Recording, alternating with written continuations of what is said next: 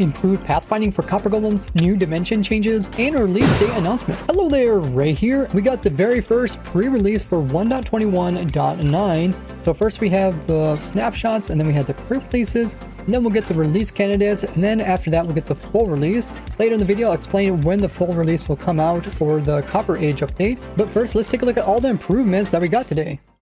Our little copper golem guys got some improvements today.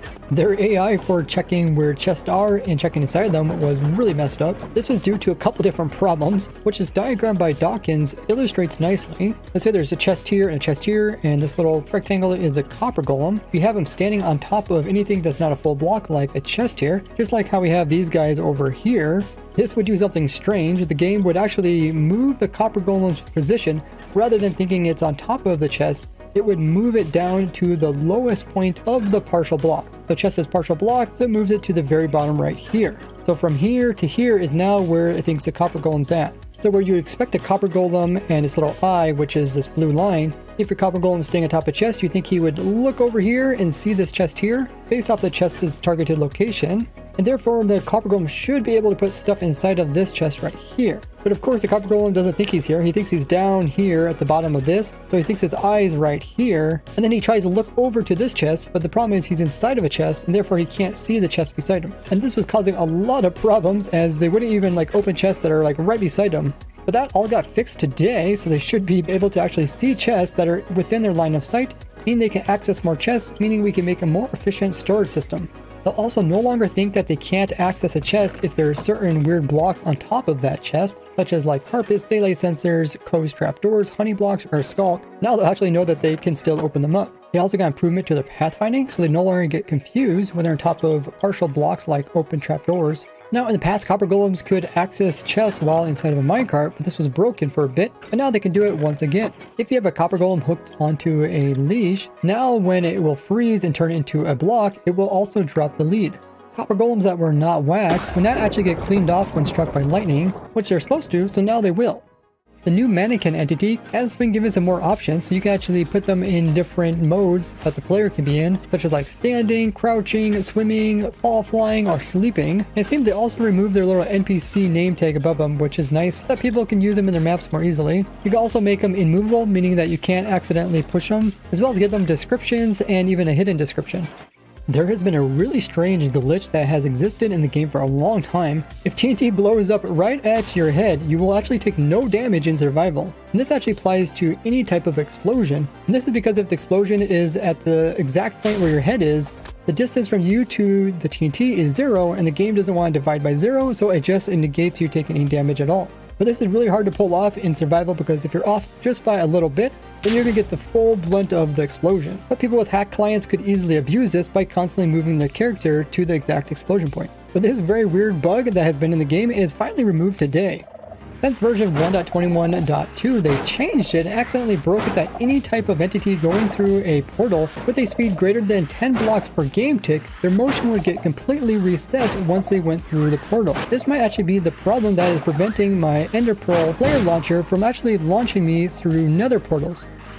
If I go slow, I'm able to get teleported thousands of blocks easily, but if I increase the speed just by a little bit by making the breeze shoot extra explosions, the pearl will then get launched and it will get all its momentum removed once it comes to the portal here, and it will just land on the ground.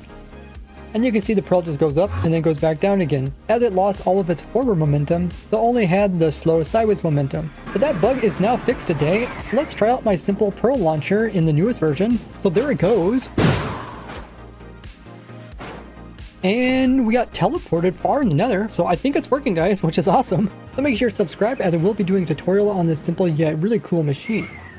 Now when setting your spawn point using the command, you can now not only use the coordinates, you can also use the rotation as well as the pitch. This means if people respawn, they will also be turned a certain direction as well as looking up and down at the exact location if you want them to spawn looking at a certain sign. They updated the world spawn point, so if you do set world spawn point, you can now set the world spawn point in other dimensions like the end dimension or the nether. So if you do not have a bed or a respawn anchor and you die, when you respawn, you're going to spawn in the end dimension, which is really cool. This is going to be really helpful for the end dimension skyblock challenge that we've been playing. By the way, if you want to join the end skyblock challenge, we're still playing it. You can learn more about it by watching this video here, which I'll link in the description. And wherever you have your world spawn point set, whenever a command is activated, it will consider this the default biome, meaning that if I set a command saying that to place a block at 0, 0, instead of placing it at the overworld 0, 0 like it used to do in the past because it considered the overworld the default, since I set the world spawn here in the end dimension, it will now consider the end dimension the place where it will place in the block. With these changes to dimensions, do you guys think they're going to come out with a new dimension soon?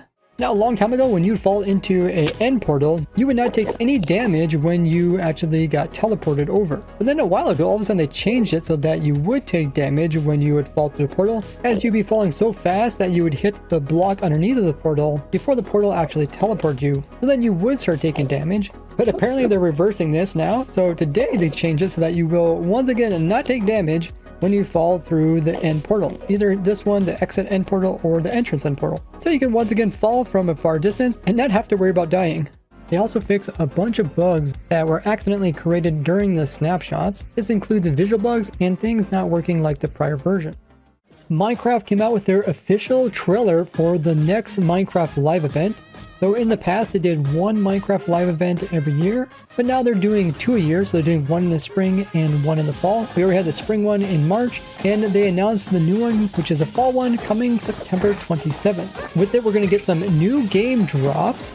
That's probably going to be the 1.22 update, or it could just mean the official release of the Copper Age update, which will probably come out this Tuesday after the Minecraft Live event. They also said they're going to do developer secrets, so developers will probably talk about how they come up with different things in the game, kind of like we've seen in past events. They also announced special guests, so we're going to see some probably familiar Minecraft faces, as they have been sneak peeking different content creators actually making it to the Mojang Studios where they have been recording the Minecraft Live event, as even though they call it Minecraft Live, it is all pre-recorded. And then at the very end of the trailer here, they finally come and show the final result, which is them building this really cool Minecraft Live sign with the date September 27th and the time 1 p.m. Eastern Daylight Time. Now I will be commentating the Minecraft Live event as it's going on with my own live stream, where I will be using my 16 years of playing the Minecraft game to give some more insight into what all these changes that they will be showing during the event. So we got less than 2 weeks to find out what the winter drop is going to be, which is going to be the next drop. What do you think it is? Now join me as I add these super smart copper golems into my storage system, which I'll be live streaming on Twitch, and you guys can even join my testing world here. You can find the IP over at my Discord, and don't forget to use your Amazon Prime or Twitch Prime if you have that to get a free Twitch sub, as Twitch will pay me in full and it won't cost you any extra. So big thanks to all you guys that have been doing that, and I'll see you guys over there. Bye bye.